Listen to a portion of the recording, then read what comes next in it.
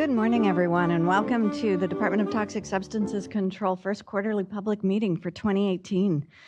I'm Barbara Lee, and I'm the director of DTSC.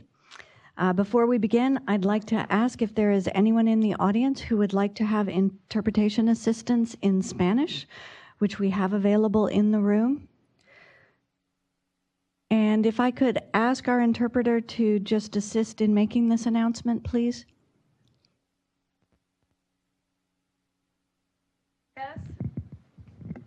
Buenos días, damas y caballeros. Si alguien necesita servicios de interpretación, estamos a sus órdenes. Pueden venir, aquí tenemos los dispositivos y audífonos. Muchas gracias. Me llamo Clarisa.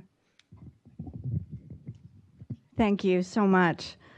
With me on the dais are representatives of DTSC's executive leadership team. To my right, Francesca Negri, who's our Chief Deputy Director, Dr. Meredith Williams, who is the Deputy Director of our Safer Products and Workplaces Program, and Charlie Ridenauer, the Branch Chief in our Sacramento office for our Site Mitigation and Restoration Program. Charlie is filling in for the program's Deputy Director, Moza Nazimi, who is representing DTSC at some meetings in Washington, D.C.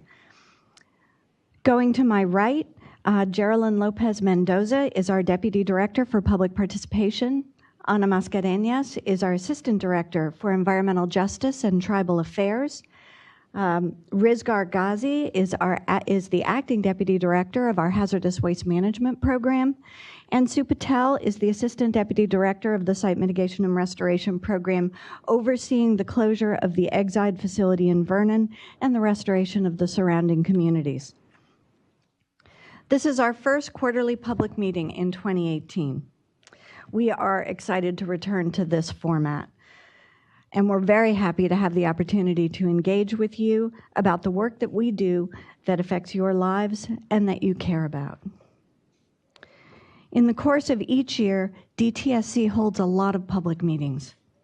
Most of them, are focused on a single permit or project or rulemaking activity. The quarterly public meeting is an opportunity to look more broadly at DTSC's programs, for us to share ideas with you and to hear your thoughts and comments on the work that we do so that we can improve how we deliver our mission. We understand you're still interested in the individual projects and permits and rulemaking efforts that we have underway, and we have a lot of information about that available on our website. I would encourage you to look at the information we have there, and also to contact the department, especially the many public participation specialists we have assigned to these projects, and they can help you find the answers to the questions that you need. There are also some handouts in the room here, and they're also available online that provide the status updates on some of our rulemaking activities that are currently under development, including upcoming opportunities for you to have input into those decisions. Today's agenda includes brief presentations on our strategic plan, our civil rights and language access policies, our development of a tribal consultation policy, our new healthy nail salon guidance, and the work that we're doing to restore communities damaged by last year's wildfires. There are also opportunities in this agenda for you to give us feedback about those topics, and also about topics that we haven't presented on but that are important to you. You'll hear today about how we're improving transparency and accountability across our programs. As key elements of that work are completed, you'll find new performance indicators on our website, and we're going to expand the status updates that we provide to you in writing at these meetings. This meeting is being webcast, and it's also being provided through Facebook Live to make it easier for people to participate. We also plan to hold future public meetings in different locations in the state, and we also plan to adjust the meeting start times, understanding that some people find it easier to participate in the morning, others in the middle of the day, and others still in the afternoon. DTSC is committed to engaging everyone who is interested in or affected by the decisions that we make. Quarterly public meetings are not the only way for you to engage with us, but they're an important opportunity to exchange information and ideas. Future meetings are going to highlight how your input is shaping the way DTSC works. We welcome your suggestions about future topics that you would be interested in hearing about.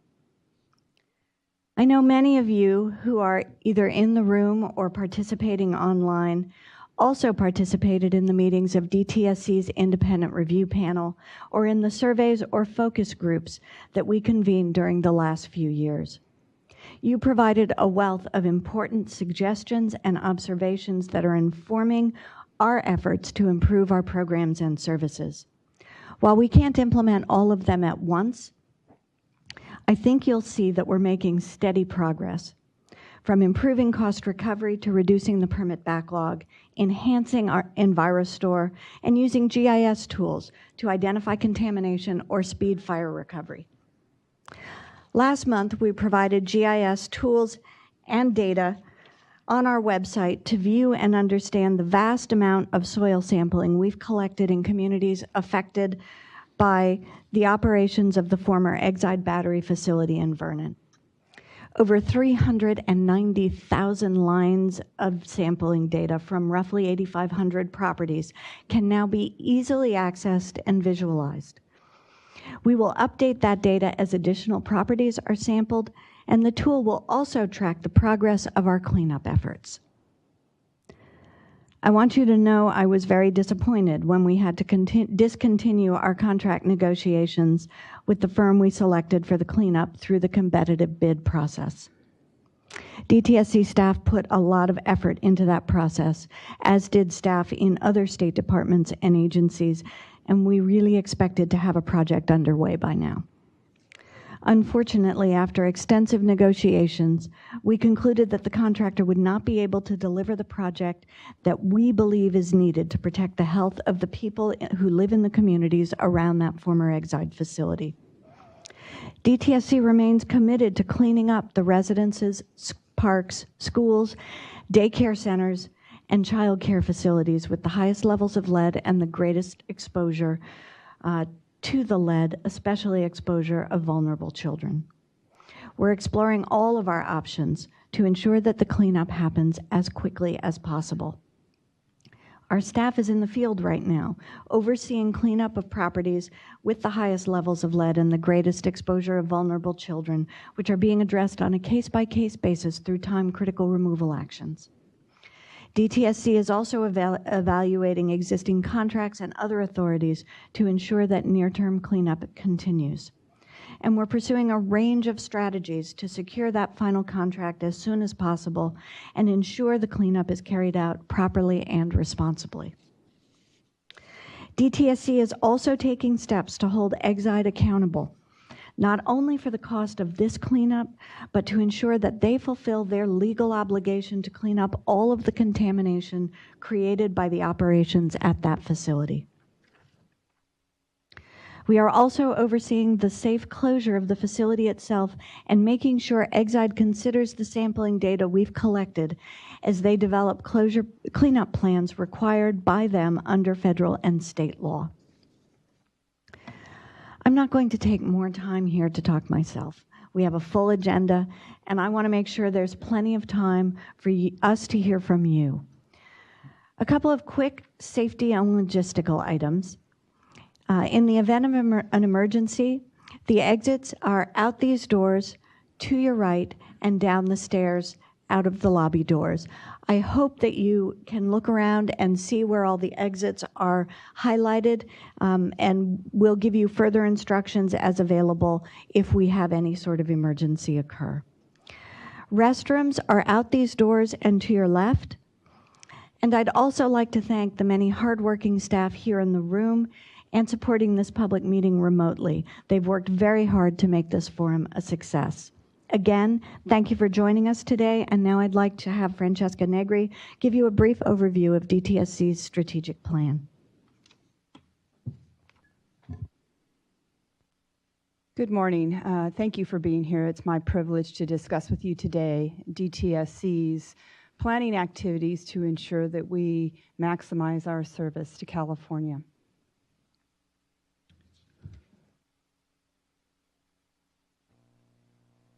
Strategic planning is crucial to an organization's ability to define its strategy or direction and to make decisions on allocating its resources to pursue these strategies. It's important to an organization because it provides a sense of direction and outlines measurable goals that we can hold ourselves accountable to. It's a tool that's useful for guiding our day-to-day decisions and also for evaluating and changing approaches when changes in the environment occur or when we receive input that we evaluate and decide that we need to go a different direction. DTSC has been engaged in using a best practice for this process. We use the VOPAR process that I'm going to outline for you today. We started this process by, over the past 2 years, gathering a lot of information to inform how we develop the department's strategic plan. We've reviewed and gathered inputs that include a 2016 UC Davis report on enhancing and modernizing public outreach and engagement strategies. We've conducted an organizational health assessment, and there is a 2017 findings and recommendations report that we are using for input. We have a 2017 diversity and inclusion report and recommendations that was the product of DTSC's diversity and inclusion work group dedicated to ensuring that the values of diversity and inclusion are incorporated into DTSC's decision-making processes as well as its culture and the services we deliver. We have included in the data inputs that we are using to build the strategic plan is also the 2018 Independent Review Panel final report. This is a culmination of 2 years of work by the Independent Review Panel to evaluate DTSC's programs and services and to incorporate public opinion and the public voice into recommendations that we are incorporating into our strategic plan. We also have input from numerous community and public meetings and forums that we use to inform our process of defining what our priorities are. And we have DTSC program-level strategic plans that incorporate elements of the organizational health assessment, the environmental scan that I'll discuss in a minute, and are informing the enterprise-level strategic plan. Next slide. So the second step of the process, subsequent to reviewing all of our data inputs, is to visualize where the department wants to be in the future. We defined a community map, identifying all of our key stakeholders, customers, and partners. We gathered input from an environmental scan by taking time to anticipate broad trends that are likely to affect DTSC, our stakeholders, our work, and took those into consideration in the development of our strategic plan.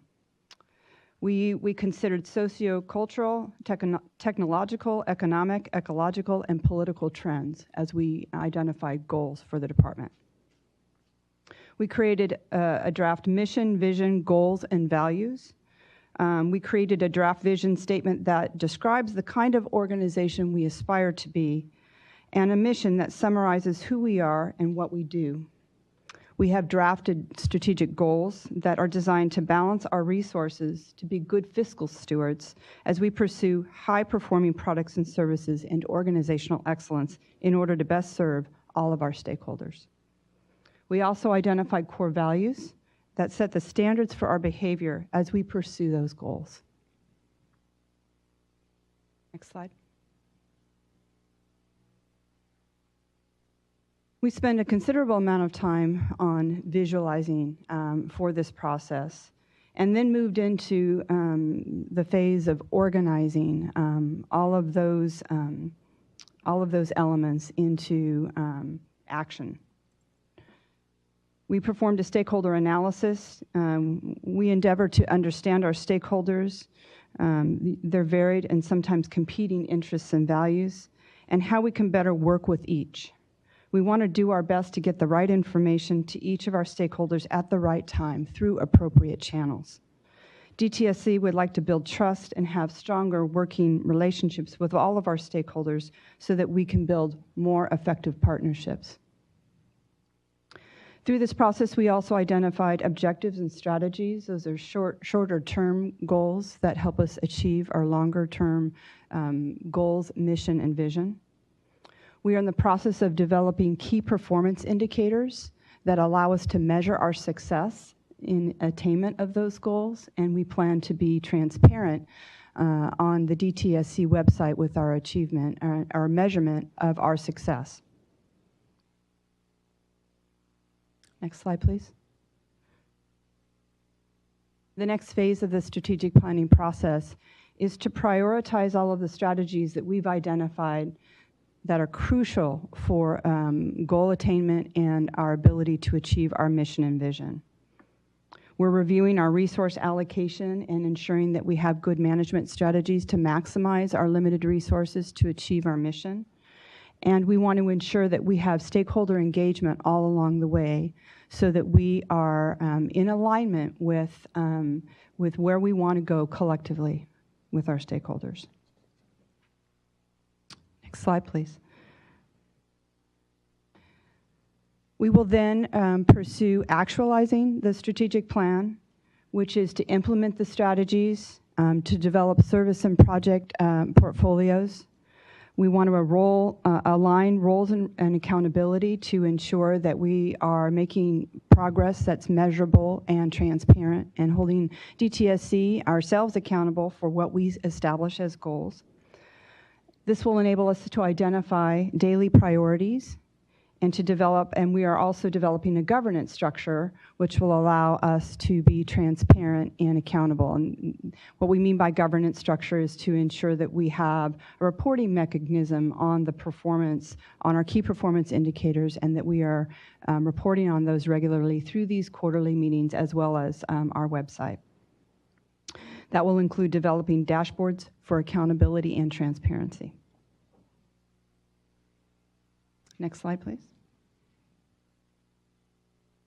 It's important with our strategic plan that it not become a document that sits on a shelf that we refer to periodically but make no progress on. And that's easy to do in the day-to-day flurry of activity. So in order for it to be effective, an effective management tool that guides our efforts and helps us achieve our goals in an ever-changing environment, we will manage our work using some dynamic tools.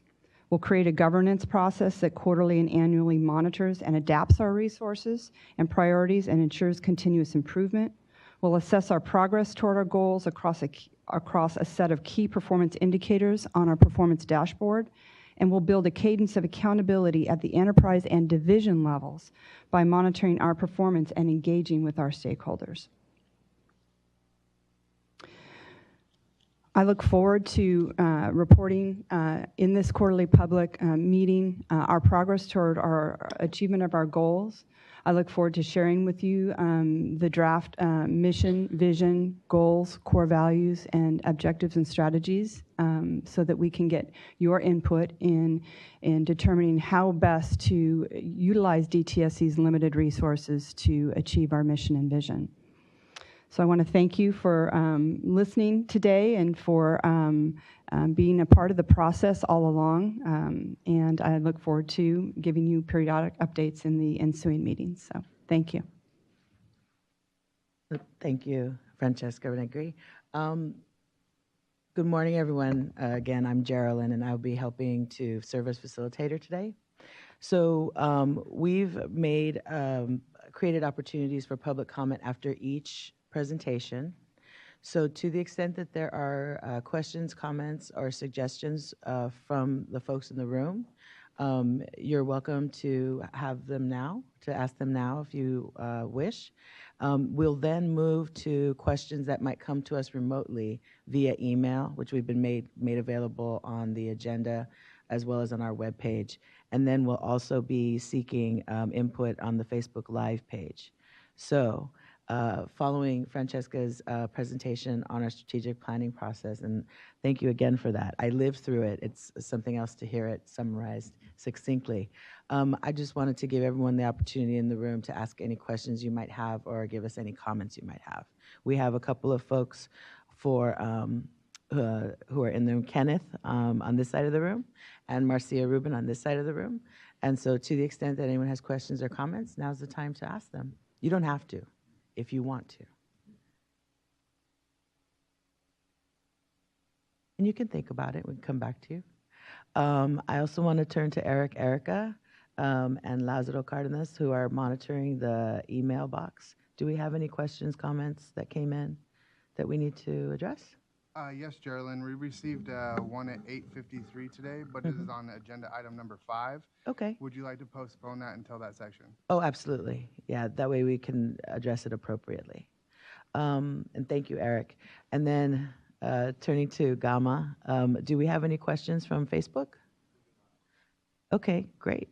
So we do have an item I have here from Mr. John Hills, and that's item number 3, so we'll hold off on that. Just want to thank everyone for being here. Thank you again, Francesca, for your presentation. So we'll be moving on to our second item. Actually, it's item number 3 on the agenda today. It's one I'm very excited to be part of and to see today. Item 3 is our DTSC fire response presentation, and it's coming to us by Adam Palmer of the Enforcement and Emergency Response Team. And we have it up on screen. Adam, good morning. Thank you for being here. We look forward to hearing from you. And whenever you're ready, thank you. All right. I think so. Hear me? Is that all right? Can you hear? All right. I got it. Better? It's kind of awkward. Yeah.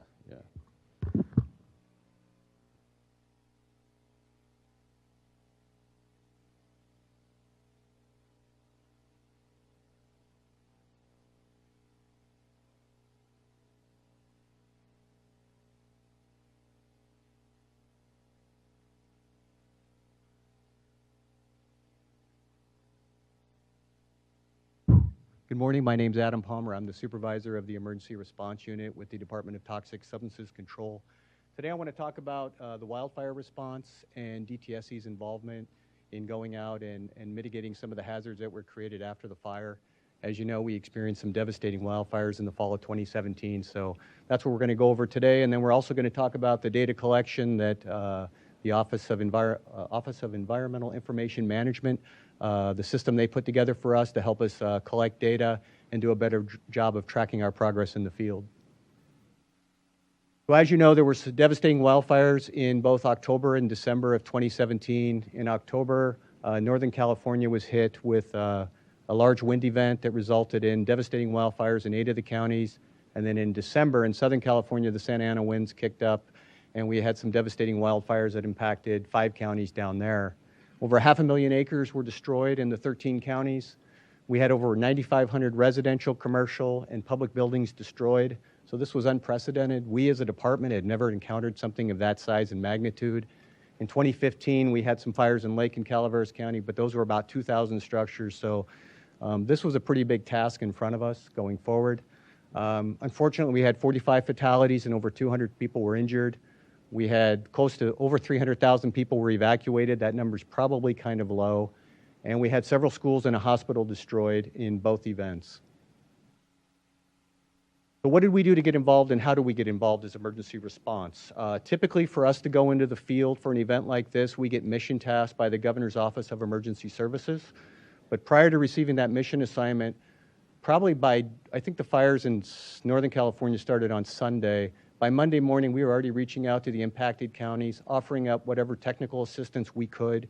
DTSC has generated fact sheets over the years that we send to these counties, and they're both in English and Spanish. And really, they're to be distributed to the community members. So when people go back to their homes, which they're going to do after they've been destroyed, we just want to make sure that they take the necessary precautions, wear shoes, long pants, long shirt, dust masks, just to be careful. So we do have fact sheets that we distribute in both languages. We were there to provide any technical assistance they needed up until the time we got our mission assignment. So we start pre-planning. We don't wait for our mission assignment ahead of time. I started coordinating with our contractors. I was reaching out to our contractors first thing Monday morning, making sure that they had resources. If necessary, we brought resources in from all over the country. OES actually were bringing in resources internationally. We also started organizing our internal resources. I had several branch chiefs from the other programs within DTSC come to me, offer up whatever personnel resources I needed. Executive management was clearing any hurdles we needed for financial resources to help us with the response as well. These are very expensive, so it's important that we have the money up front to at least cover our initial costs. We started coordinating with the local agencies. Every emergency starts at the local level, so it's important that we reach out to them, let them know we're here. You can't run a project like this from your desk, so you got to go into the field. I think I visited 7 counties in a week, met with them, told them what kind of service we can provide, manage expectations, let them know that, we'll be there, but we had to kind of triage each county, and let them know, give them specific dates as to when we could have our resources there. I was already in communication with US EPA, talking to their emergency response folks, already kind of soliciting some assistance from them for this response based on the size and the scope, coordinating with OES. Within 4 or 5 days of both fires, we received our mission assignment from OES, so we were able to put crews in the field in multiple locations simultaneously, which went a long way towards getting some of these counties assessed and mitigated as quick as possible. So what was our mission assignment? Well, with DTSC, our mission assignment is we go out and we assess and remove all household hazardous waste and asbestos. Oh, something I forgot to mention. This was a state and federal disaster. So Governor Brown declared this a state disaster shortly after both the fires occurred, and the federal government did the same. What that does is it frees up EPA resources as well as FEMA resources, which we ultimately will be reimbursed from FEMA for our costs associated with the response. So what constitutes household hazardous waste? A lot of it is the stuff we have in our house, right? Under our sink, in our garages, batteries, solvents, cleaning solutions, paints, thinners. You get out into the rural areas, you're going to see some more exotic things such as compressed gas cylinders. A lot of people are into welding, so we see a lot of oxygen tanks, acetylene tanks. All that has to be mitigated. Propane cylinders as well. We have to mitigate those at the same time. Because you have to recognize after we're done, either the Army Corps or Cal Recycle's coming in and doing the debris removal, so it's important that all those cylinders be taken out of the debris pile. A backhoe operator does not want to see a compressed gas cylinder when he's digging into a pile. Asbestos, we do see some asbestos in some of the older homes. You're going to see it in the flooring material, in the old chimney flues. All that has to be removed. We do see transite siding, transite pipe. In one instance, we saw probably 2,000 to 3,000 pounds of transite roofing. All that material has to be removed before the debris folks can come in. Floor tiles, like I said, and then it's just, some oddball stuff you'll see in some of the older structures. So during both fires in both Northern and Southern California, I had staff in the field continuously for 12 weeks. So our work cycles were Monday to Saturday. We took Sundays off. In Southern California, people just stayed over and then picked it up again on the following Monday. So we had long days, but they got the work done in both locations within 6 weeks. We assessed over 1,700 properties and over 2,000 structures and removed over 500,000 pounds of HHW and asbestos in that 12 weeks. I just wanted to show you some pictures of what a crew does and kind of give you a description of what we do when we show up on a piece of property. Doesn't matter if it's a residential property or a large commercial property or a large residential property in a rural area that may be 300 to 400 acres. Our crews are comprised of 5 to 7 individuals. The first thing they do when they show up on site is they have a multi-gas detector and a rad meter. We go around and we look for any off-gassing that may occur from solvents, gasolines. If we identify any of those, then they're dealt with by our HHW crew. We also assess each property for radiologicals. We did have a couple properties where we found some rad sources, and that was properly disposed of by our crews. Once that is done, then we have a certified asbestos consultant that sweeps each of the properties for asbestos. He marks it, and then the next crew comes in. It's the asbestos removal contractor. He removes all that asbestos, and it's properly disposed of.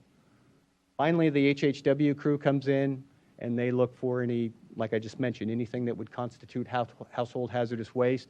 As you can see, this property, I remember this one well. This was about a 40-acre property. It took us 8 hours to finish the job here. That's kind of unusual. Some properties we can clear in 20 to 30 minutes. Like this one, it may take us 8 to 10 hours. This gentleman had probably 6 Sealand containers, a couple trucks, some of his fuel, he had a couple above ground storage tanks with fuel. So, I mean, that's kind of unusual, but that's the kind of stuff we encounter in the field. Batteries. We see a lot of burned batteries in the rural areas, especially for folks that live off the grid who don't have power. They have solar arrays, and then they have solar batteries.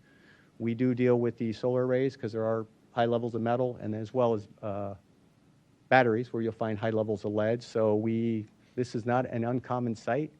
Sometimes we see solar batteries that weigh a couple thousand pounds, and we have to remove those as well. Occasionally we see forklift batteries that are being used as solar batteries, and we have to deal with those. So this is a pretty common sight in more of the rural areas. You don't see it much in the urban. These are the compressed gas cylinders I mentioned earlier. This was a barn that burned out in one of the rural counties. As you can see, we have a lot of cylinders in the debris pile. So my contractor had to remove all those cylinders. If they're under pressure, they have to be mitigated. If they're not under pressure, we take the valve off it, mark it with the white X, and then it's just considered scrap metal. And then who's ever doing the debris removal, either Cal Recycle or the Army Corps, can just deal with it as such. So these are the things that have to be dealt with. They're kind of unusual, but they are items that need to be removed and mitigated before the debris crews can come in. Transite pipe, this contains asbestos, so this is another thing that we identify and we remove from the site. I just showed this picture as kind of an example. We did see some transite siding, some transite roofing, and like I said, you do see chimney flues and some of it in the flooring. Here's just some of our crews working up in Lake County. You can see Clear Lake there in the background. This was late October, shortly after the fires were over. Here's our crew in Butte County. Now you can see our certified asbestos consultant has marked that stucco with an A. He's also marked it with pink paint.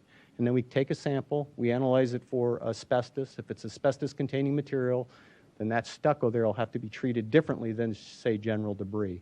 So we mark it with the pink paint, run the analysis, and then once we get the results, then it's dealt with depending on if it's asbestos containing material or not. So that was up in Butte County. Here we are in Ventura County. This is shortly after we started in December. Our crews are working through some of the residential properties, doing the assessment work. Here we are again. This is another shot of Butte County. There's a Christmas wreath. These fire occurred right before Christmas, so it really, had a big impact on a lot of families. You can imagine losing your home right before Christmas. But when you deal with something of this size and magnitude, historically how we tracked each property and kept track of all the items we removed, we did it with paper. And which is okay when you're dealing with a small incident, but when you're dealing with an incident where you have thousands of structures, we really need to, kind of modernize our system. So Roger and the Office of Environmental Information Management came up with a system for us called the Collector App, where we went to every property, we could input the address, the location, and the types and quantities of material that we removed from the property. It also helped us develop our strategy for our crews every day. So Roger's going to give you a brief overview of the Collector App and how we utilized it in the field and how it actually was very beneficial. I can honestly say in Ventura County, I think we shaved 2 weeks off our work just by having it. So, Roger. Let's see if I can get this microphone closer to I'm a little taller. It's going to be tougher. Hi, I'm Roger Cleese. I'm a GIS analyst here at DTSC. GIS is Geographic Information Systems, for those of you that are unaware. And what we do is we look at data spatially. So everything has a location attached to it most of the time when we're dealing with these sites. And with emergency response, we're dealing with parcels, right? We're dealing with people's homes and properties.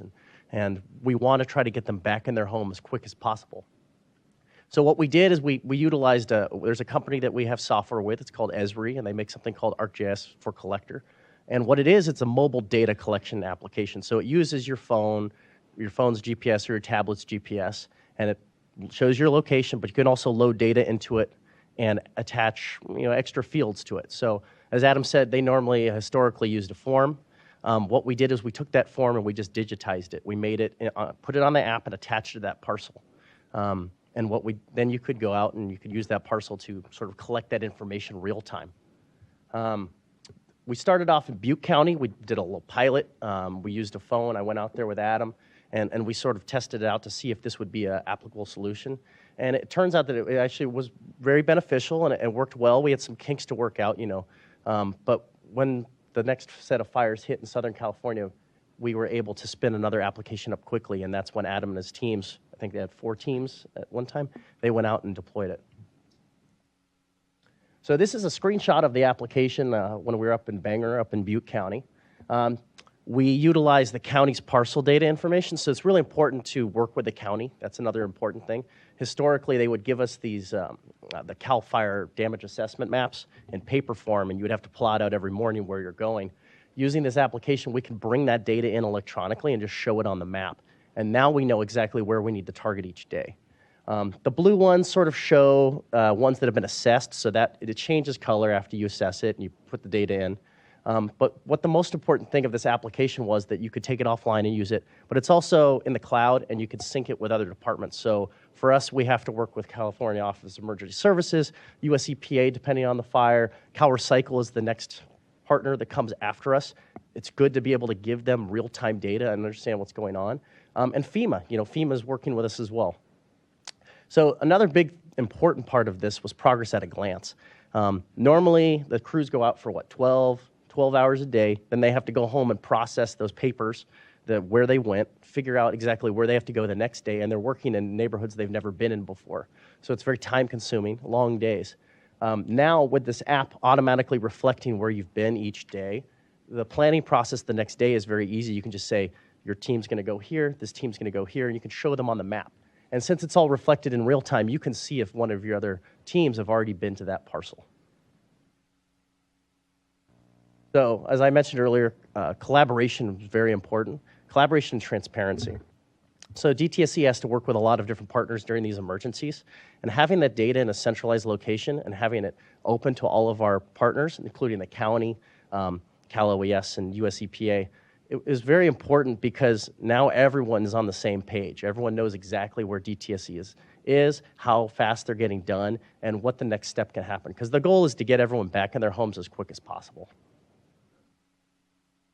So this is a screenshot of the dashboard that we have on our public website. I'm not going to be brave and try to do a live demo. I know how those work. They don't work too well sometimes. So, but our plan is to continually put these dashboards up when these events happen because they're going to continue to happen. And I think it's important to be transparent to the public. So that's really what this is trying to do, is trying to keep the public looped into what's going on. At any given time, you can see exactly where people are. What parcels are being done, what you can go to search your home if you live in that neighborhood. I'm concerned, I want to know what's going on with my home. You just type it in the address bar and find out exactly what's going on. This was a side application that sort of came off of the Collector app, which is a mobile application, and it's because we had the data there. Once you have the data, then you can share it and disseminate it and just keep everyone in the loop of what's going on. And I think that was the most important thing that came out of this, and we're going to keep using this because we want to continue to push DTSC forward and getting our jobs done quicker so people can go home to their homes. Thank you. Thank you so much. Oh, applause, yay. Thank you so much, Adam and Roger. I think that was an excellent example of both practicality as well as technology. I just want to underscore the incredible work that these crews did. We had people who were traveling and away from home for extended periods of time. They worked very long hours, and they were often working with family members who had lost everything and helping them sort through the wreckage of the fires and what those fires did to their homes. It took a tremendous toll on the staff, and we have heard from agencies across the state who worked with us. And I heard, and Francesca heard when we went out into the field and shadowed some of these crews and met with some of the families that they were working with, how professional and empathetic and really upstanding all of the members of this team were, and the work that our Office of Environmental Information Management did to support this effort really allowed us to be so much more responsive and work so much more quickly. I had a meeting a few weeks ago with the director of California's Office of Emergency Services, and he said, by the time he turned to his number 2 and said, make sure you get DTSC started on this right away, we were already halfway done. And people were just really, really pleased with the work. And I want to make sure that I thank all of you for the hard work that you did. Thank you, Barbara. So we already have a question. Mr. Halls, I'm so sorry. Marcia, if you could get him the microphone. Thank you so much for your question, but it does have some acronyms I'm familiar with. Mr. Halls is a retired scientist, and he has a question for us. I'm interested in at what threshold level was some of the waste declared to be hazardous waste. A good example, the fires in Canada where there were burned pressure-treated wood, they had TTLC, which are the threshold levels, that were several 100% of what was allowable. And more generally, how did any hazardous waste you find fit into the DTSC tracking program where you can look at the contractors who were hauling it, where it originated, and where it ended up? I'll answer your last question first and your first question last. So as far as how we track, so our contractor, when he goes in the field, everything that we removed was treated as a hazardous waste. And so when they bill us and they submit their invoice, with that comes a hazardous waste manifest. So those manifests are tracked by DTSC. So that'll be in our system, in our hazardous waste tracking system. So again, everything we removed was treated as a hazardous waste. As for the debris piles themselves that were removed either by Cal Recycle or the Army Corps, I can't answer that question. I don't know what type of determination they made to whether or not that material went to a solid waste landfill or to a hazardous waste landfill.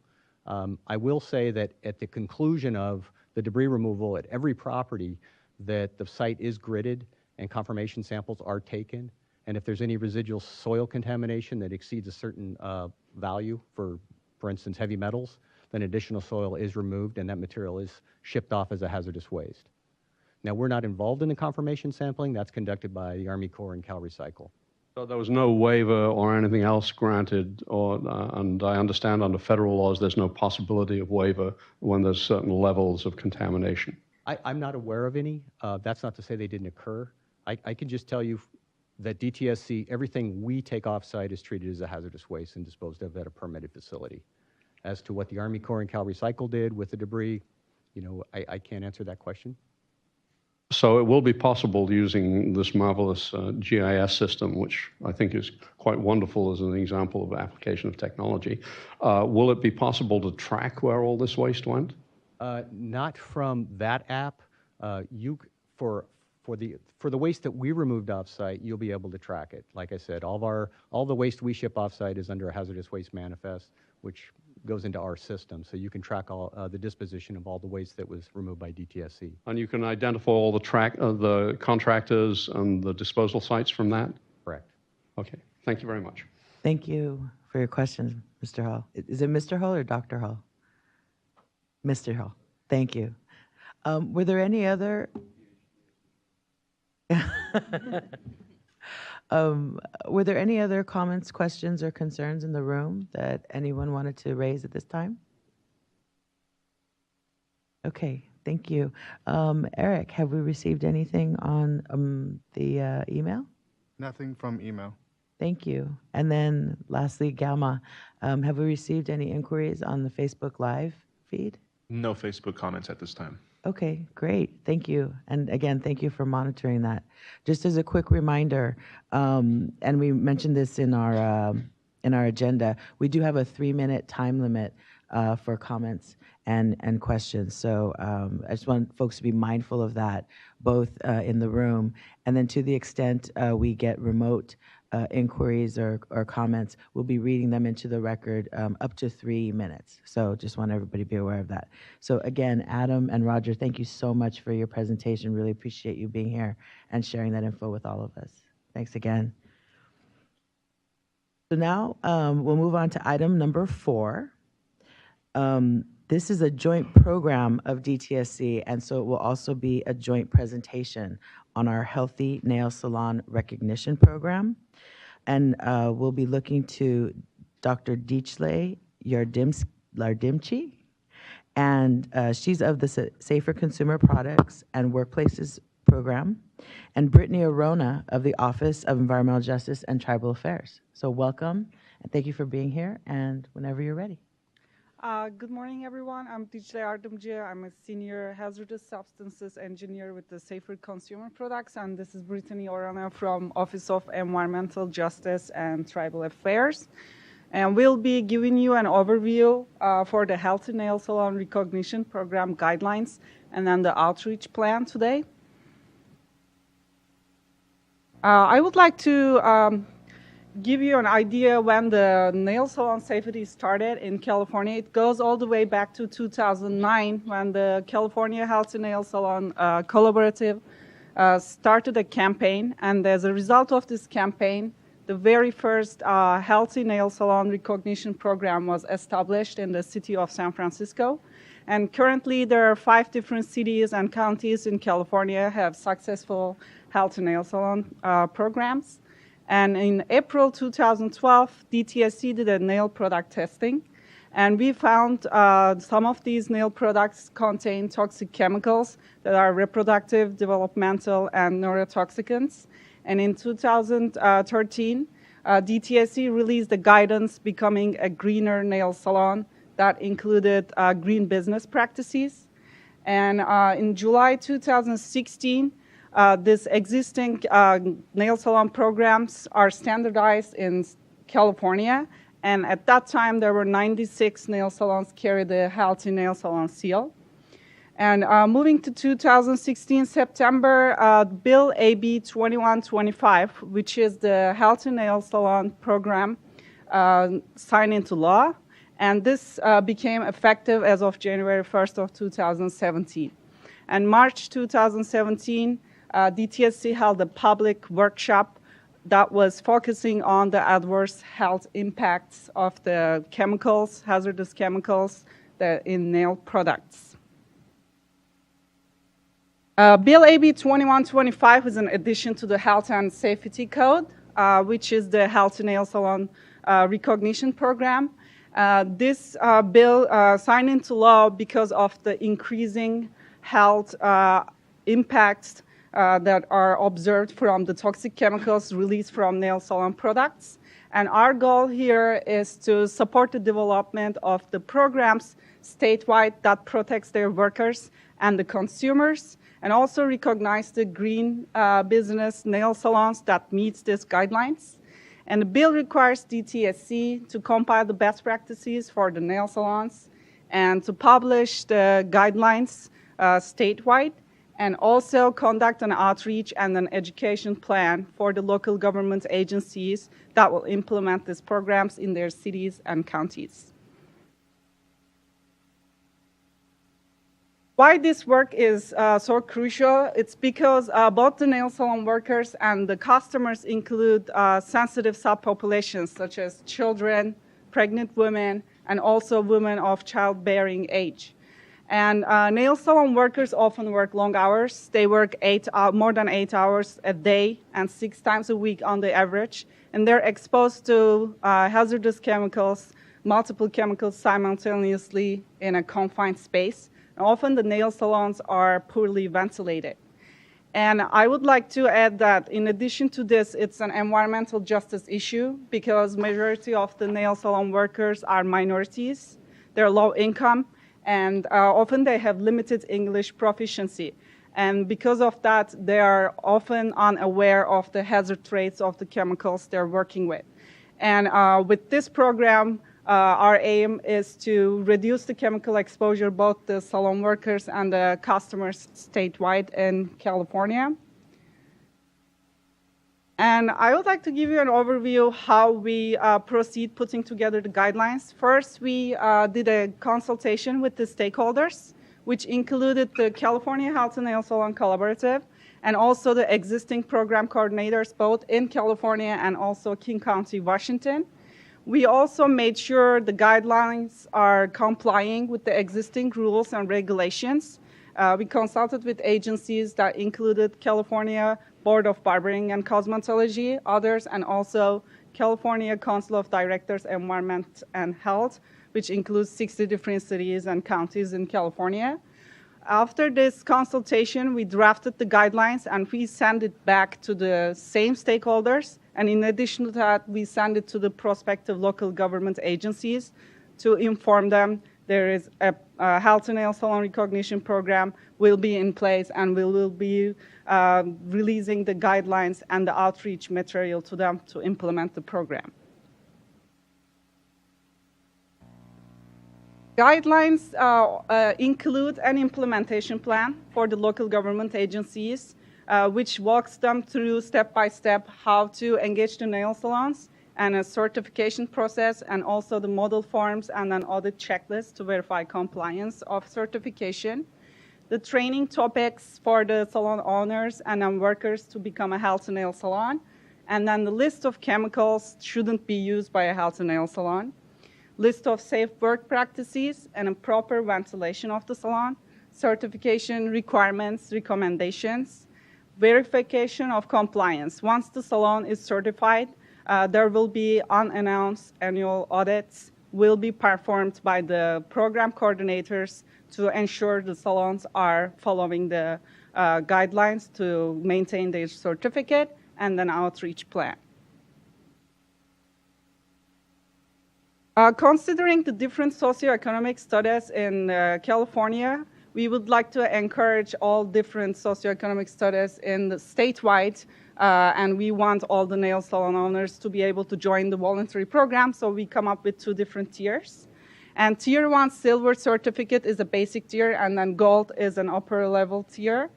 For the Tier 1 certification requirements, the salons have to be complying with the existing regulations and laws. The workers and salon owners need to complete the training and use safer products and follow the safer work practices, such as using proper personal protective equipment and handling the chemicals safely, and also using available ventilation in the salon. For the salons that provide acrylic nail services, they need to install a local exhaust ventilation system. And moving on to the gold certificate, for a salon to become a gold healthy nail salon, they need to meet all the Tier 1 requirements. In addition to that, they need to install a mechanical ventilation system. Guidelines also include recommendations such as following the ergonomic practices and also environmentally friendly practices.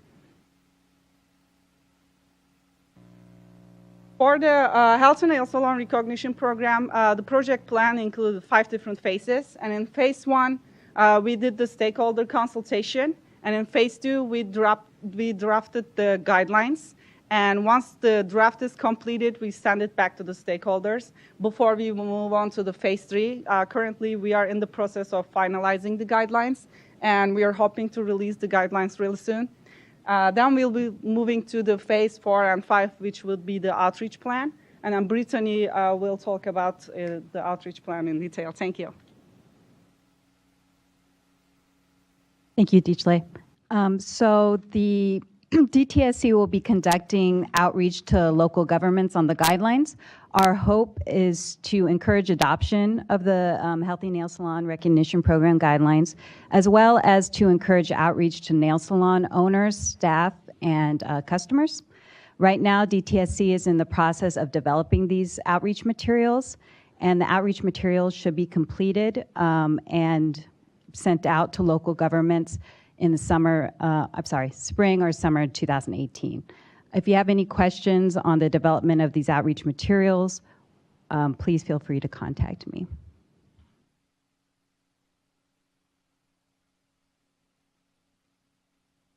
That's the last slide, sorry about that. And then, if you have any questions for Dicle or I? So thank you, Dicle, and I apologize if I said your name wrong, Dicle and Brittani. This was very informative. Does anyone have any questions, comments, or concerns they'd like to raise at this time about the Healthy Nail Salon Initiative in the room? Okay, Eric and Lazaro, does any questions or comments come in from the email? We did receive one, but it is a general statement. Would you like to save that to the end? A general statement about this meeting or about Non-agenda item? on this agenda item? None. Oh, okay, so let's set it till the end. And then, Gama, has there been any feedback from the Facebook Live page? Not at this time. Okay, great. Again, want to thank you. It was a wonderful presentation. Thank you very much. Okay. We now are moving into our last informational presentation for today. And quickly, I just wanted to remind everyone, we have written materials, all the presentations here, as well as our regulatory update, are all available in hard copy outside the room. They're also on our public meeting webpage. They're also all available in English and in Spanish. And they will continue to be on our webpage. So if you or a colleague or a friend miss a meeting, or someone wasn't able to be here today, they will be able to go onto the webpage for public meetings, and they will be able to look back on what was presented, and then get in touch with us or the presenters to ask any questions that they may have at that time. So just wanted to make sure everyone knew the materials are all available in English and Spanish. And at this time, we do need to bid a fond farewell to our chief deputy, Francesca Negri, as well as Sue Patel, our assistant deputy. They have a pressing meeting they need to attend. So I want to thank you again for being here, and thank you, Francesca, for your presentation. So please excuse us. We're going to do a little bit of moving around, so it'll look a little bit more consistent up here. Thank you, Kim Smith, for taking the lead on that. And now I will turn it over to Ana Mascareñas, who will be giving us a presentation on 3 very important policy developments that I think have been looked forward to by not just us at DTSC, but by several of our stakeholders. So Ana, MPH, Master's of Public Health, please begin when you're ready. Hi, good morning, everyone. Thank you for everyone joining in the room, on the webcast, and via Facebook Live. My name is Ana Mascareñas. I'm the Assistant Director for Environmental Justice and Tribal Affairs at DTSC.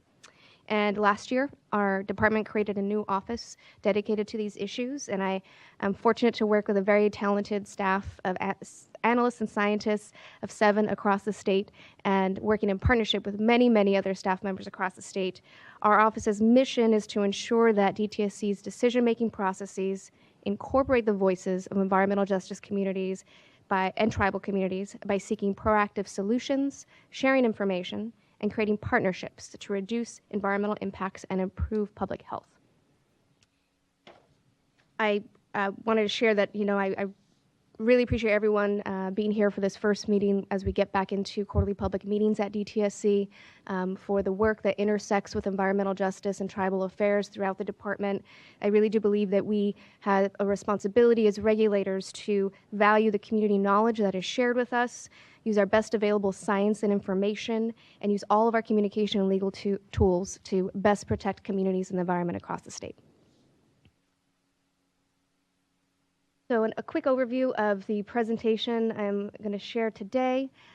We have 3 policies, and there will be a very high-level presentation on the 3. These are department-wide policies that intersect with advancing environmental justice and working with tribal governments and communities across the state.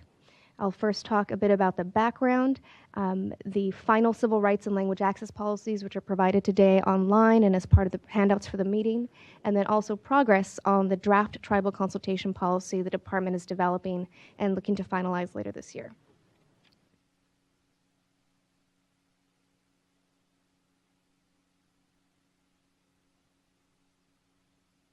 Addressing environmental justice concerns when communities in their experience living in their homes and schools and experiencing the environment around them, when we better understand those concerns, we can better address them and have systematic ways as a department and as people working and living in communities to address them. So these policies are set up to be processes and procedures and guidance the department will follow and share about civil rights, language access, and how we engage with tribes across the state. The underlying value and theme across these policies through advancing environmental justice is what I wanted to express with this slide. slide. For folks who do see the handouts, it is a visual representation of how civil rights as a concept intersects with environmental justice, also tribal consultation, and that language access is one of the components that is nested within civil rights protections as laws and protections have been developed at the state and federal level.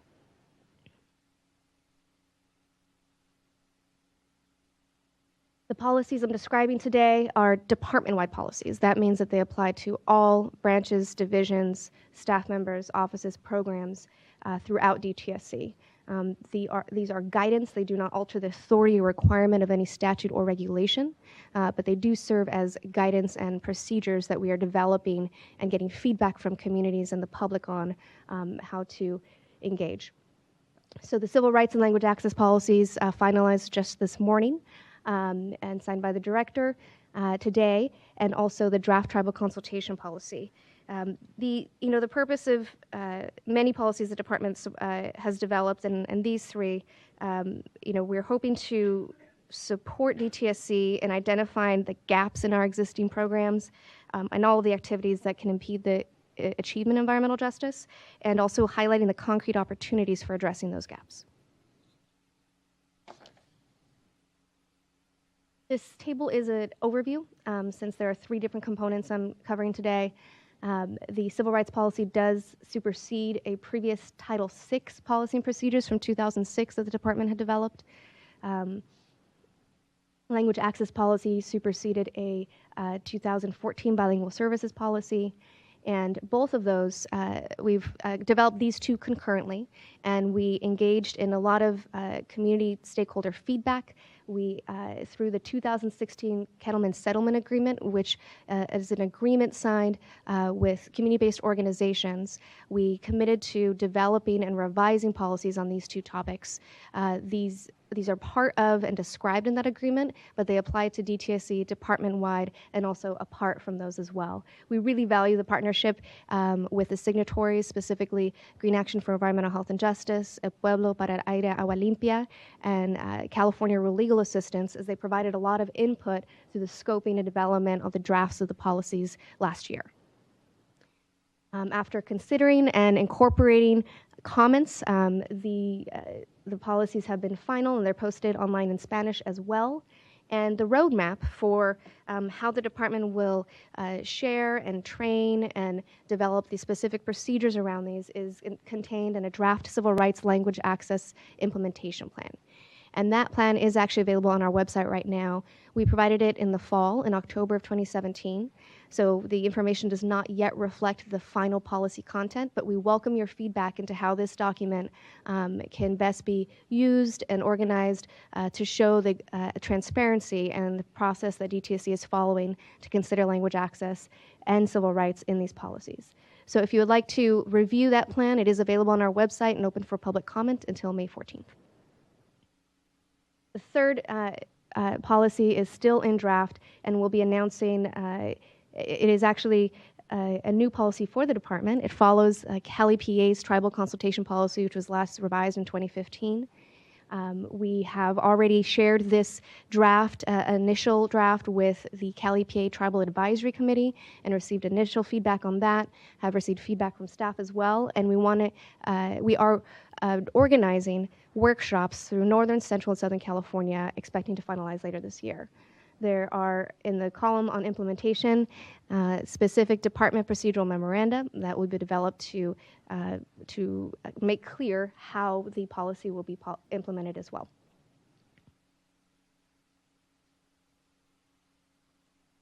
So a little more detail about the civil rights policy itself.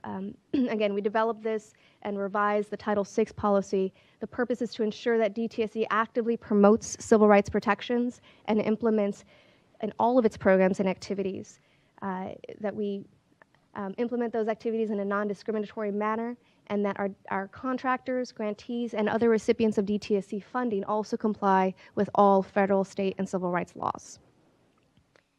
In the revision and the actual initial and full consideration of the policies, we discussed the federal Title VI of the Civil Rights Act of 1964. There's federal guidance around how factors are considered and making sure that we are considering and protecting civil rights through all of the activities. And in California, there's a parallel section 11135 in our government code, which describes how states need to conduct all of their activities in a non-discriminatory manner.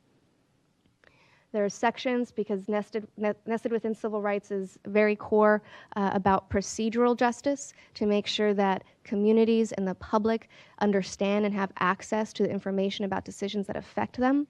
And so language access is a core component of that for those individuals and communities with limited English proficiency. It's extremely important that as part of protecting their civil rights, we have a process that's clear and accessible for all about providing language access and full and meaningful access to our programs. Environmental justice is a value and an intersection throughout all of the civil rights policies. There are specific civil rights policies and state and federal mandates around seeking environmental justice for the work that we do. And importantly, at the end of the civil rights policy, you'll see that we have revised a complaint form. We took in a lot of feedback. This is a form that the public can access and understand how DTSC should be carrying out our activities. And if you feel that discrimination, unlawful discrimination has occurred, you can fill out this form and provide it to our Office of Civil Rights so that we can contact you and try and help resolve your issue and better understand the complaint that you filed. So we did a lot of work to try and make sure this process is a lot more clear. It is a really important thing that community members and the public understand how state and federal civil rights laws are crafted and the guidance that we have to make sure that you have access if you have a complaint that we can help address it right away.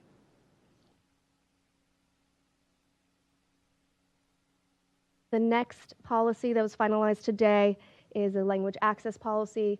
The purpose is to eliminate or reduce barriers to eliminate or reduce limited English proficiency as a barrier to accessing DTSC programs, services, and activities, and ensure DTSC's compliance with federal and state civil rights laws as well. A huge part of making sure that there is meaningful access to the programs at DTSC is determining what are vital documents and information. And so the policy describes the process for determining vital documents. We take into account a number of factors, and also in the implementation plan, there's more detail about a decision tree and factors to consider to make sure that the communities we're serving have full and meaningful access to that information.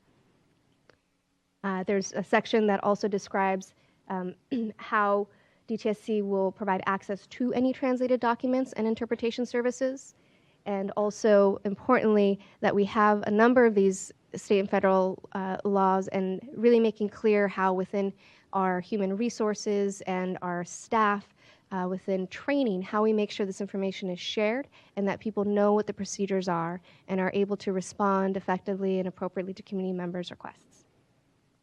There's also a communication assistance resolution form that's included or referenced in the policy. If you feel that you have not received the assistance in communication that you would like from the department, please feel free to use this form. Also, there's contact information throughout the policy of the public participation program, my program as well, and any of the DTSC offices if you feel like you haven't been able to get the information that you need in the format that you would need as well. I want to take just a few minutes because we did have a lot of interest from community stakeholders in the civil rights and language access policies, and do a brief overview of some of the key revisions we made. So we provided for public comment draft policies last year. This was also we provided as part of the Kettleman Settlement Agreement as well, and we had input come back to us. And oftentimes I hear from community members that people provide input, but they don't get responses back about how we considered or incorporated their input, and that can be very frustrating. So there's a document that's included in the materials that gives an overview of how we considered all of the input that was provided to us and how we could incorporate a large amount of that input into the newly revised and final policies. So we were asked to clarify the definition of discrimination to make sure that it did encompass the federal and state civil rights laws that are referenced in the document itself, and so we did clarify that. There are also different types of discrimination, and we found it important to provide the definition and make sure to share what guidance we have for considering that. That means intentional and disparate impact discrimination. We provided clearer incorporation of that language that is included in the Kettleman Settlement Agreement, and we also made clear, as I stated at the beginning, that this policy applies to all funding recipients of DTSC as well.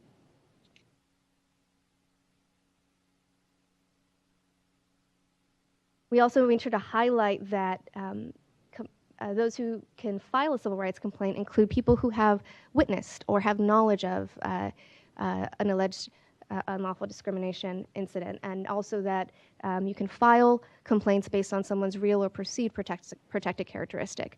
This is all consistent with state and federal civil rights laws, but we wanted to make sure in the language itself that people understood this. So if you whether you are the person filling out the complaint or have experienced it directly, or whether you witnessed it or have knowledge of it, this is also included as a member of the public that you can share that with us. We have a very explicit prohibition on intimidation and hostile environments that can prevent meaningful public participation. That means practices that may not be intentional, but which in effect inhibit full public participation, especially for limited English proficiency individuals. And we wanted to make sure that it was clear that these are policies that apply department-wide. And so next steps, the implementation plan that I mentioned earlier. This is a document also referenced through the policies, and this is in draft form right now, available for public comment until May 14th. Again, just a note that it is available in English and Spanish, and the draft plan does not yet incorporate the final language in the policies, so we're working to incorporate that language in the next draft, and we will make that available as well. If you have any questions, you can go to this website and see an overview for more information, and also feel free to email at this address or contact me as well if you have any questions about that. One other note is that we plan to do likely a webinar, but also additional outreach, not just online through webinars, but have information available at public meetings about how people can file a complaint or better understand what the policies are for civil rights and language access.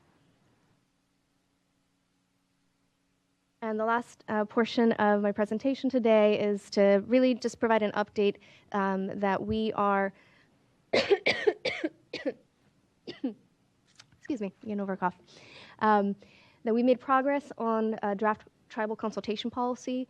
The purpose is to foster effective consultation and collaboration between DTSC and California Indian tribes, and we aim to provide meaningful input for those tribes into the development of policies, rules, regulations, programs, projects, plans, really all activities that affect tribal communities.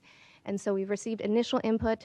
We will be sharing this draft tribal consultation policy with a series of workshops. The outline includes guiding principles, which is extremely important to really understand why we have these, why we're developing this consultation policy. It's important to understand the history of California Indian tribes and to recognize and better understand tribal sovereignty in California and throughout the nation. We outline what the consultation process goals are and what that should look like. And also, there's a discussion around timely notice, that if we want to be working in respectful coordination and collaboration with tribes, we have some guiding principles and guidance for that. So the workshops will actually be in coordination with Cali PA, which is issuing a tribal protocol document as well, and with the California Air Resources Board. And so we'll have that information available on our website and share that with our lists. They will be workshops for tribal governments and communities to attend and to hear a presentation and provide input into the development of the consultation policy. We expect to finalize later this year, and here again is a more specific web link for information on that, and we will be accepting information through that email address, dtscpolicies@dtsc.ca.gov. That is it for my presentation. I really appreciate everyone's time in being here, and for those listening, webcast and Facebook, and I'm happy to answer any questions you have.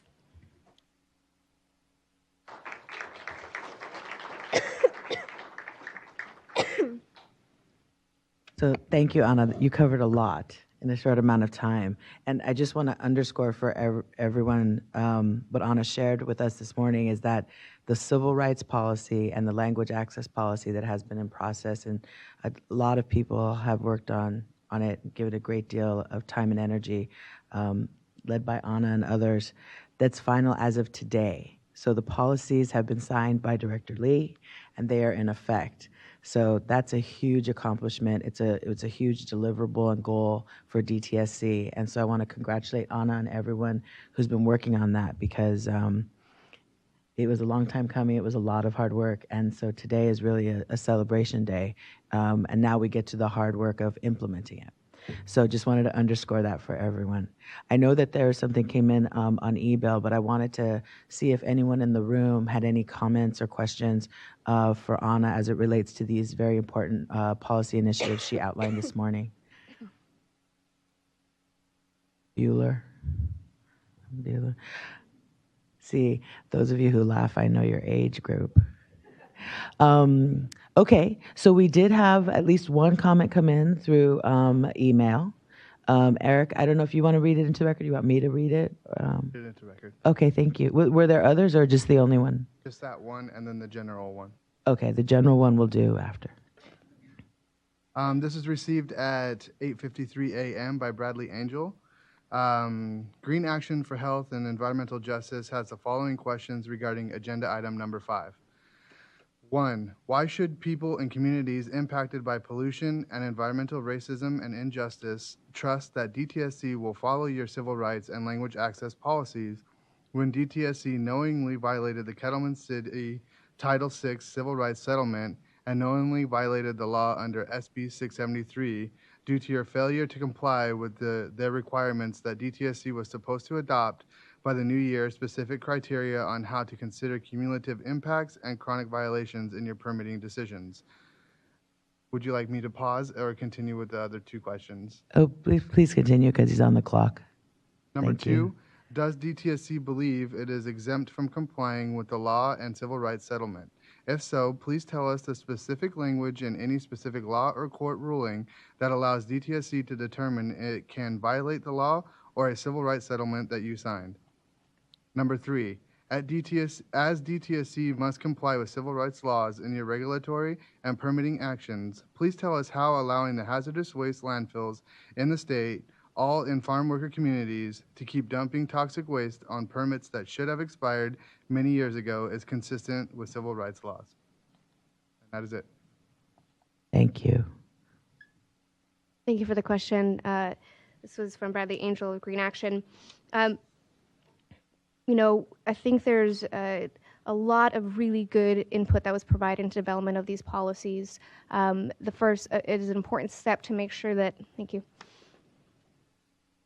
that as agencies, we transparently provide this information in a way that communities can access to hold us accountable as well. So in opening up a process for getting input on these policies on civil rights and language access is really an important critical step that will be taken towards that.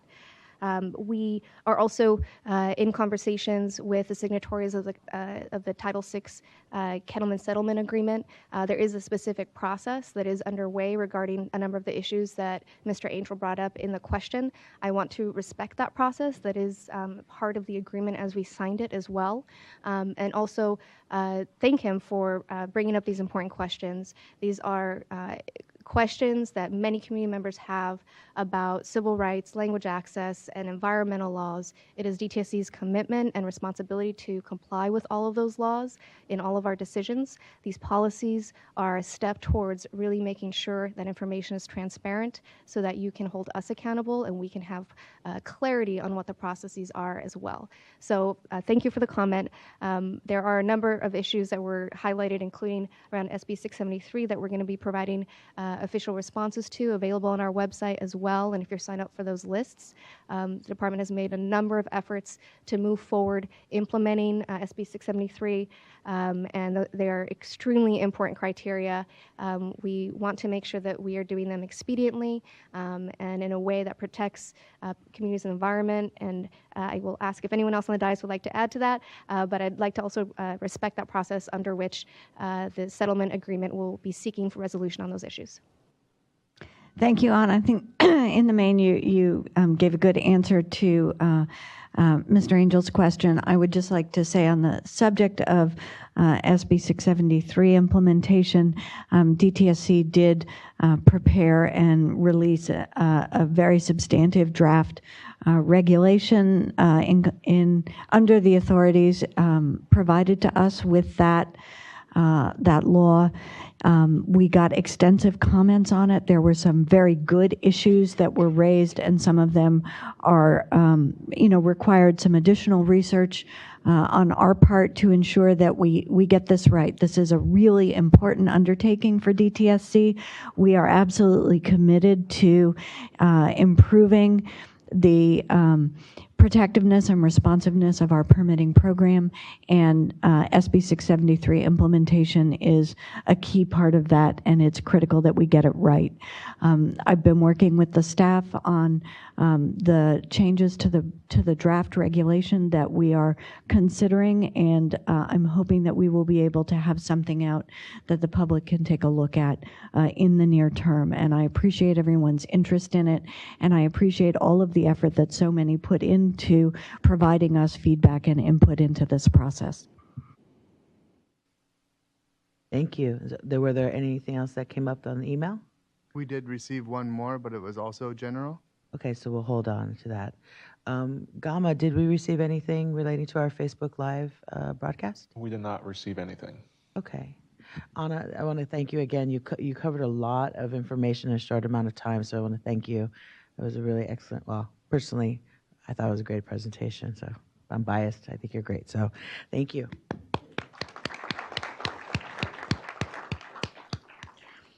So before we conclude, one quick announcement, and then we'll move to our concluding public comments.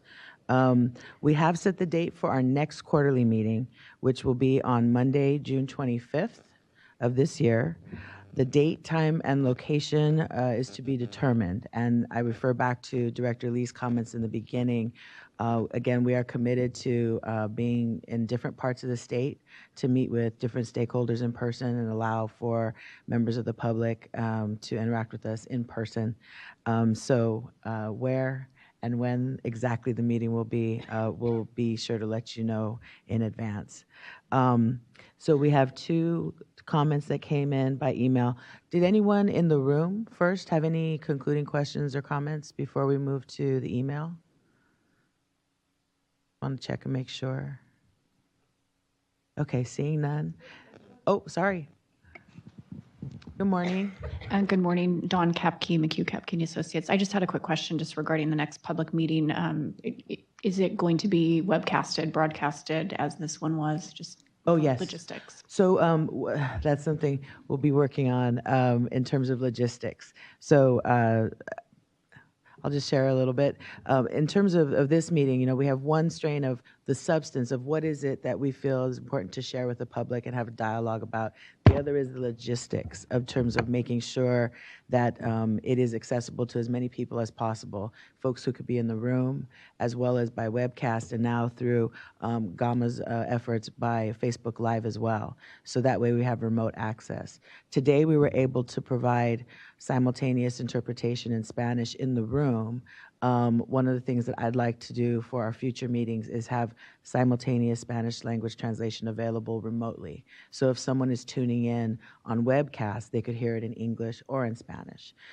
So the efforts to continue to be accessible to as many Californians as possible is the goal for these public meetings.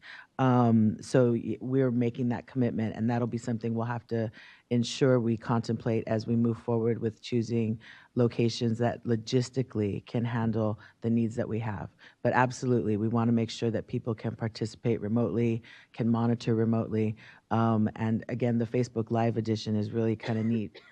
Facebook's a little controversial right now, but it is one way that people can access information in case they're having trouble with the web link. So yes, that's the long answer to your question. Thank you. Anything else? Oh, yes, sir. Good morning. Yes, good morning. My name is Pete Santina, first and probably last time here. But I would like to address the gentleman who sent you the email. And as a long-time native of California, 77 plus years, and having gone through a number of things in my lifetime in terms of chemistry and other things, I would like to really thank the DTSC staff and management. And I think we live in a far safer state because of the existence of the DTSC and been around before it existed. So I know exactly what had happened and has happened. So as a riposte or the other side of the argument, thank you all for all your hard work. Thank you, sir. And what was your name? Santina. Mr. Pete Santina. Santina, S-A-N-T-I-N-A. Thank you very much, Mr. Santina. I appreciate your comment. Ken, I don't want to rush. Was there anyone else who wanted to give us any comments or feedback? Okay, great. Thank you. So we have two general comments that came in through email, or was it just one? It was two, right, Eric? We do have two, but we did have a response from Bradley Angel on the agenda item 5.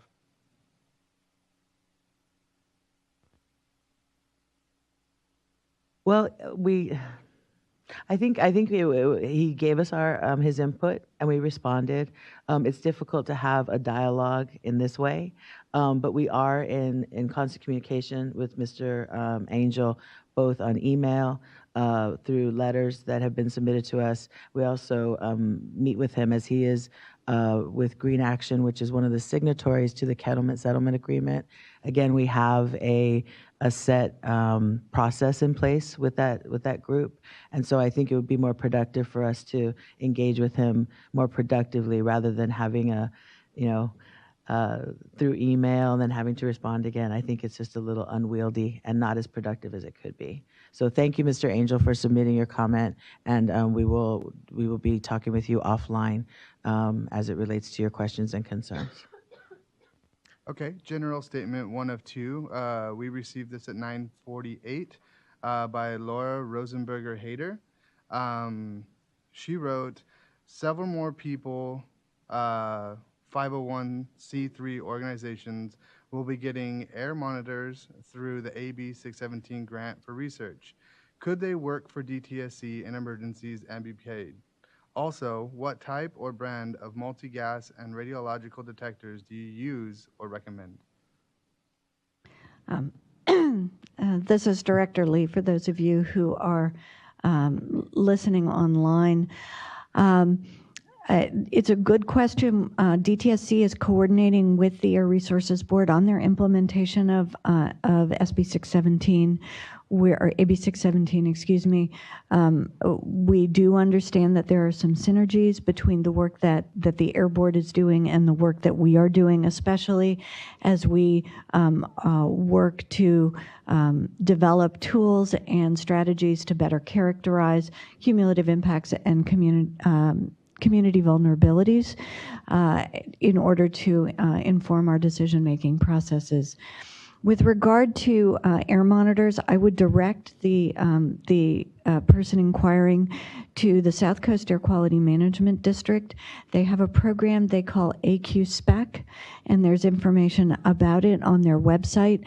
That program actually does lab and field evaluations of different air quality monitors and sensors, and provides some ratings of those sensors and monitors that are available to help communities and others choose appropriate monitors to complete the task that they are interested in undertaking. I think to the extent that people are interested in having DTSC rely on or consider some of the data that they collect with instruments that they may be receiving through AB 617 grants or through other mechanisms, I would definitely encourage you to reach out to us. We have an environmental chemistry lab with locations in both Northern and Southern California, and they do quite a lot of work helping us to set parameters about the types of data we can use and the quality assurance that needs to go into the data that we're going to rely on for decision making. We're also exploring ways to take advantage of some of the newer technologies that are out there, and we'd be very interested in working with communities who would like to partner with us in some of those efforts. This is collaborative work that we'll be doing. For those of you who are not located in the South Coast Air Quality Management District, you can still find the information on their website. I would also direct you to your local Air Quality Management District or Air Pollution Control District, or to the California Air Resources Board website. All of those agencies have information links where you can reach out to them and get some of their guidance on what they would recommend you do if you want them to take advantage of the data that you collect. Lastly, to the question of whether or not we can actually pay for the information that is being collected or pay the people who are collecting the work, DTSC is bound by state hiring procedures and regulations. So in order to be a paid employee of DTSC, you would have to compete for an open position. We do have open positions. Information about those are available online on our website. And if you have questions about that, I would encourage you to reach out to our public participation specialists who can help direct you to that information. Excuse me, if you're having difficulty finding it. We do provide some grants to communities. They tend to be fairly focused, and there may be opportunities to do joint projects for DTSC and the Air Resources Board. Before you would be embarking on something like that, I would encourage you to reach out to both of us to make sure that what you're planning on doing would not run afoul of any of the restrictions we have on how we grant our funds. So I know that was a long answer. I hope it was helpful to you, and if you have further questions, please follow up with us or with any of the other agencies I mentioned. Thank you for that, Director Lee. We have received a few general comments, so I will just continue.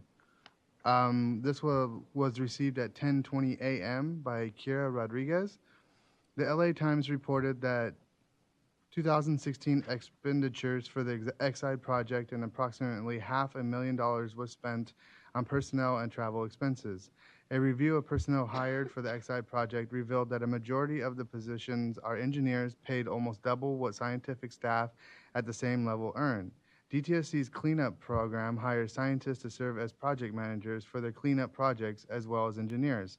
Why is the Exide project hiring primarily engineers when environmental scientists would be more cost effective and share technical expertise that engineers cannot provide?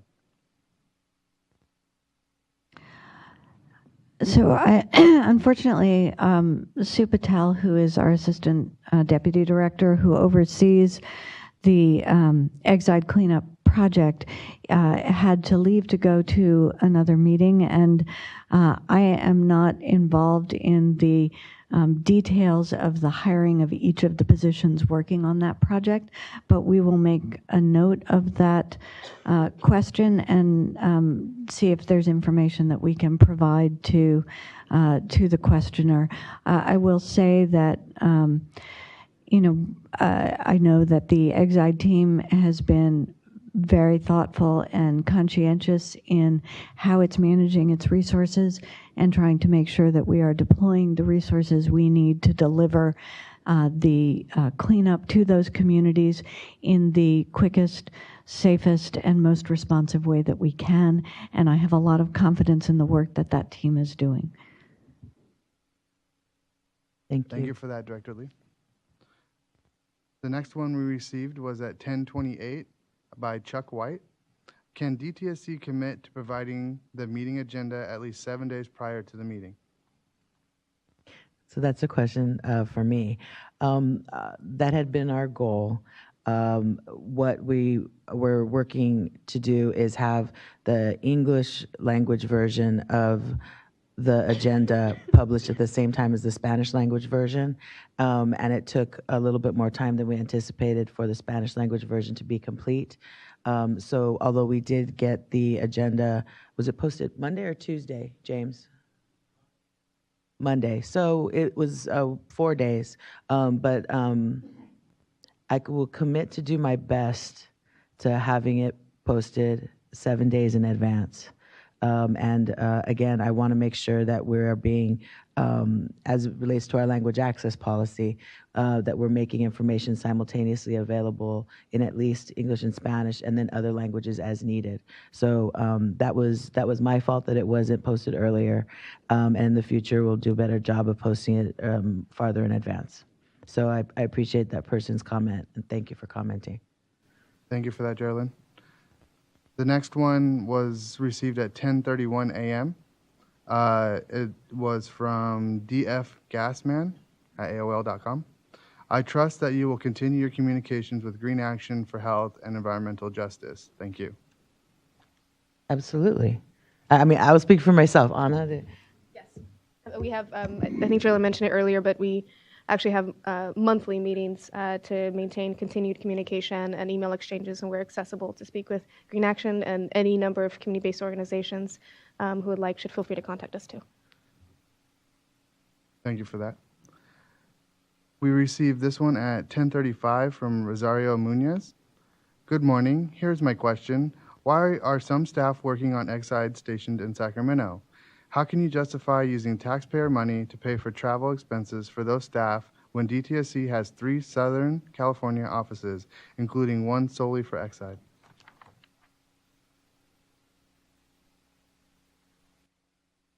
This is Director Lee again. I have to acknowledge that Sue Patel is not in the room at this point. And these are detailed questions about where she has felt that the resources are most needed and effective, depending on the task that those people are carrying out and the support that they're providing to the project. We did open a local office in the City of Commerce, where the majority of the Exide team is based, in order to be available to the community and increase our access to the site itself and the properties that we are cleaning up. And beyond that, I don't have any detailed information in response to that question, but I'll make a note of the concern that was raised. Thank you. Thank you, Director Lee. That's it. Okay, and during this time that we've been responding to, and thank you, Eric, I really appreciate you reading those into the record for our responses. Gama, did we have any similar general comments on Facebook Live? We do. We received one from Clarissa LaGuardia. She says, maybe this is not something you can address, but synthetic fragrances in public spaces really affect people with multiple chemical sensitivity or hyperreactive airway syndrome. So I think she just wants some feedback on that.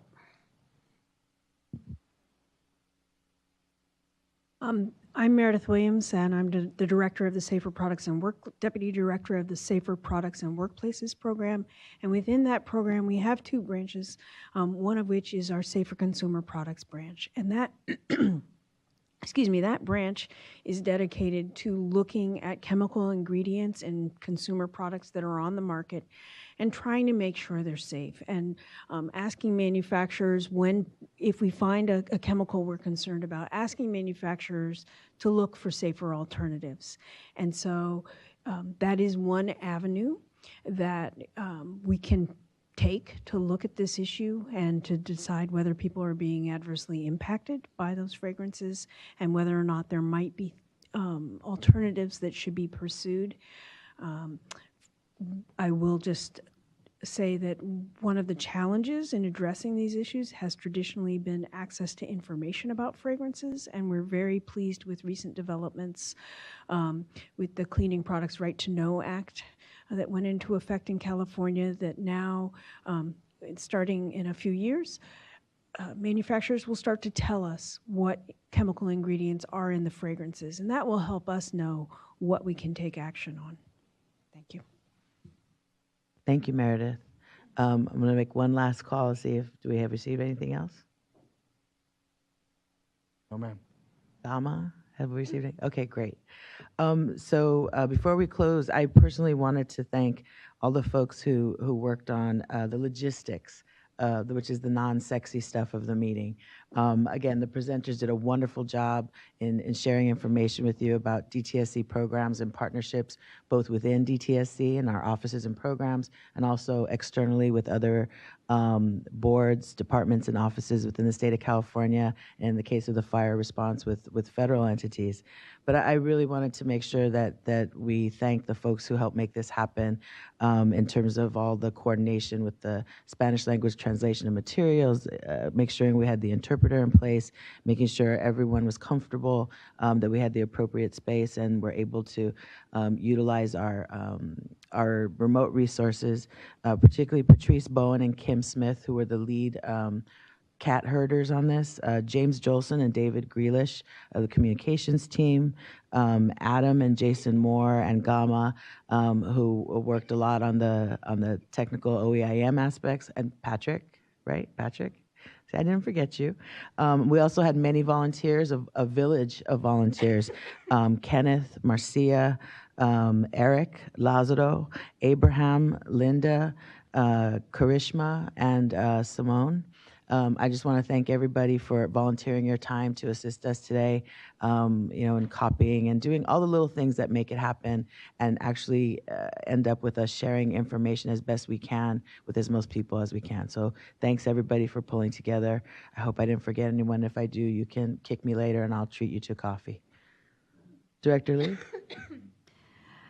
So I want to thank all of you for taking the time to either attend in person or participate online or through Facebook Live in this first quarterly public meeting we're holding in 2018. I look forward to doing this again with you in June and quarterly throughout the coming years. I would like to acknowledge that although I don't have my entire executive team here with me on the dais, I do have some other members of the team in the room. David Johnson, who is our Deputy Director for Legislative Affairs, is here. Bruce LaBelle, who is in charge of our environmental chemistry labs, is also here. And Jennifer Benson, who's the Deputy Director for our Office of Environmental Information Management, is in the room. We have a couple of our division chiefs as well. Henson Pang, who is our Chief Investigator and the Division Chief in charge of our Office of Criminal Investigations, and Keith Kahara, who is in charge of our Office of Enforcement and Emergency Response. Our Enforcement and Emergency Response Division. And I don't see Nalene, who's in charge, our acting division chief over permitting, but I think Wayne is here on her behalf. And I also want to call out Valletta Lang, who is in charge of our program and policy support activities. I know there are some others in the room. We are all here so that we can hear from you about what's important to you, so we do a better job of delivering our programs and services to you. And we look forward to having more opportunities to engage with you on that in the future. Again, thank you for participating today. I hope you have a good day, and we're close to the weekend, so a joyous weekend to you as well.